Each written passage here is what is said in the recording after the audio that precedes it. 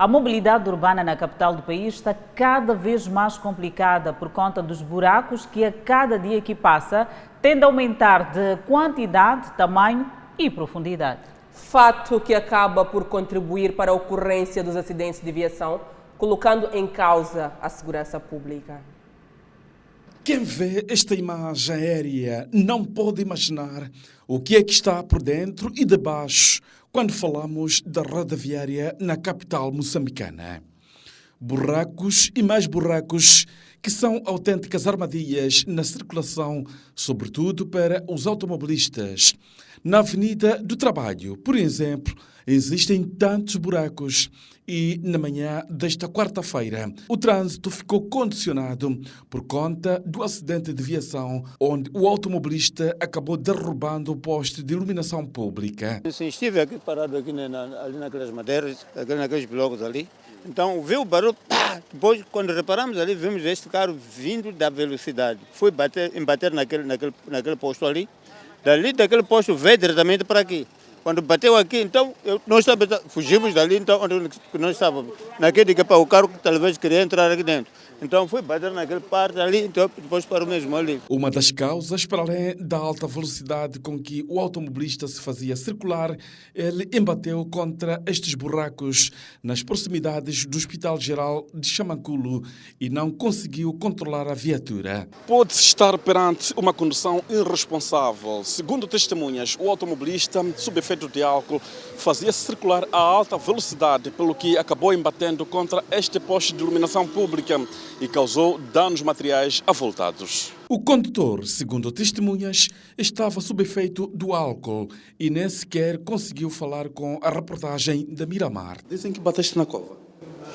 É isso? Bateu na cova. Vinha alcoolizado, está alcoolizado. Vinha com uma... muito grosso. Em plena madrugada, por volta das 5 horas, acontecer isto. Acha que esta pessoa não dormiu em casa? Estava aí nas adegas, não? É possível. É possível, sim, né? A não ser que em casa tenha uma adega também, né? Para quem faz a rotunda 16 de junho, em direção à Avenida do Trabalho, a situação agrava-se ainda mais, conforme reportam estes moradores que se dedicam ao pequeno comércio. Tudo começou do nada. De um pequeno buraco, hoje virou uma autêntica cova. Aqui, as viaturas tendem a fazer jogo de cintura para poder atravessar este buraco, que é uma autêntica mina. Os que moram aqui nas imediações reportam situações de colisões e embates recorrentes de automobilistas. Há outros que vêm sem percebendo que aí tem cova, que ali tem buraco. Já, às vezes, nem nós que estamos aqui sofremos por ter medo, porque há carros, outros carros, às vezes, já estamos há uma semana que um carro entrou ali, tá vendo? Nesse passeio ali, naquele buraquinho ali, entrou um carro ali. Já por isso nós também pedimos muita ajuda mesmo, uma ajuda mesmo, porque estamos a passar mal. Mas o problema não está somente nesta avenida, no cruzamento da Josina Machel com a Avenida Mohamed Bar, bairro do Alto Maébé, em plena descida em direção à Avenida 25 de Setembro, armadilhas que obrigam os automobilistas a andarem em contramão. É uma ginástica muito grande para os automobilistas, mas pedimos a quem é de direito para poder nos dar esse socorro. É muito importante isso, porque imaginamos só, nesta época chuvosa, essa carteira é muito grande.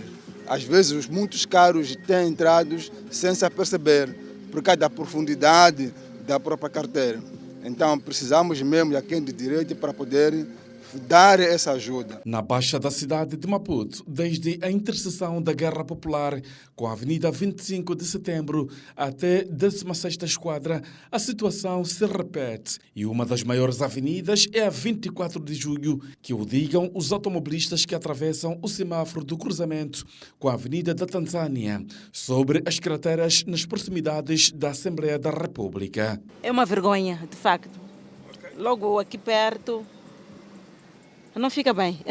As avenidas protocolares, como a Júlio Xinherer e a Eduardo Mangiane, estavam muito caóticas. Aqui na Avenida Eduardo Mangiane, uma das principais e protocolar avenida da capital moçambicana, recentemente beneficiou de uma reabilitação de raiz. Sobretudo, foram trabalhos feitos apenas aqui nas faixas centrais, dos dois sentidos. Mas, para a surpresa dos munícipes, é que os trabalhos não incluíram as faixas laterais. Aqui no entrocamento entre a Avenida Eduardo Mondlane e a Filipe Samuel Magaia, existem estes buracos que constituem um autêntico martírio para os automobilistas e que também devem fazer um jogo de cintura para contornar estes buracos. Amílcar Santos é transportador da rota Museu Zimpeto, cuja via principal no centro da cidade de Maputo é mesmo através da Avenida Eduardo Mondlane e o martírio está consumado. Não sei como é que deixaram isto, afinal isto não vinha juntamente com a obra. Não sei como é que fizeram a inauguração, porque até agora não estamos a ver nada acerca dos buracos. Estamos a danificar a própria suspensão, isso aí não é agradável. Prover serviços sociais básicos à população é a obrigação dos governos, mas em casos de acidentes de viação, em que as causas sejam as condições das vias de acesso, de quem será a responsabilidade? Normalmente, quando um cidadão bate num buraco a conduzir o seu veículo e esse despista-se e vai atropelar alguém, vai matar alguém ou vai contra um posto, por exemplo, nos países em que a segurança é levada a sério, deve ser imediatamente movida uma ação contra a entidade responsável por criar segurança na via pública. Neste caso estou a falar de quê? Conselhos municipais, estou a falar de quê? ANE nas vias públicas. Devem ser responsabilizados. É deles. Por isso é que nós, como cidadãos, pagamos impostos para ter essa segurança. Por outro lado, normalmente a vítima costuma ser o condutor, que é o elo mais fraco. E por quê? Porque se deduz que se ele estava numa via pública, devia adotar uma velocidade adequada para enfrentar as estradas esburacadas, porque ele sabe que as nossas vias não têm boas condições.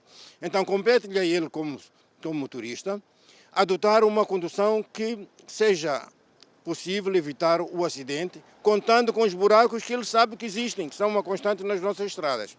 Portanto, há responsabilidades do Estado, há responsabilidades do condutor. Na minha opinião, a responsabilidade do condutor deve ser inferior do que aquela que os representantes do Estado, que devem dar o exemplo e não dão. Não o fazem, facto que o jurista Elísio de Sousa faz alusão de que o cidadão participa em muitos projetos dos governos e, em troca disso, deve-se beneficiar deles, mas considera uma responsabilidade partilhada em caso dos acidentes de viação por conta das deploráveis condições das vias. As estradas são feitas para facilitar a condução, mas é preciso perceber que nem sempre vamos encontrar estradas.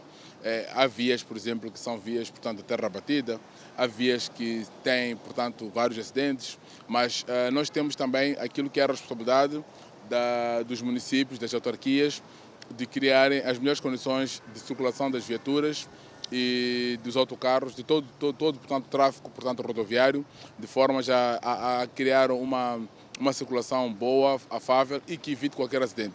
Agora, pode acontecer situações peculiares, por exemplo, em que nós temos agora a situação daquilo que são a inspeção obrigatória, não é?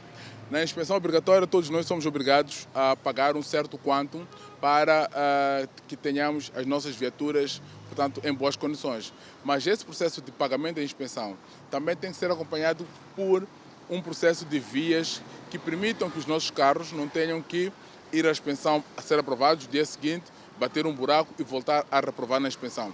Então, isto para dizer que, de facto, há uma dupla responsabilidade. Quem também sofre nas estradas são os agentes reguladores de trânsito, onde as manutenções e qualidade das obras não deixam de ser motivo de questionamento. Em tráfego, nós encontramos na situação de estarmos a fazer o nosso trabalho, enquanto temos lá buracos que estão cheios e tampados sobre a água. Os condutores, muitas das vezes, para quem não conhece a própria via, acaba vindo, se entalando dentro do buraco, porque ele não tem o conhecimento daquele buraco no tal local. Então, acaba criando umas longas filas, porque o polícia deverá se aproximar para ver se consegue tentar ajudar este mesmo condutor a sair na situação daquele buraco. Não foi possível colhermos depoimentos do Conselho Municipal de Maputo, mas o problema tende a agravar-se por conta da chuva.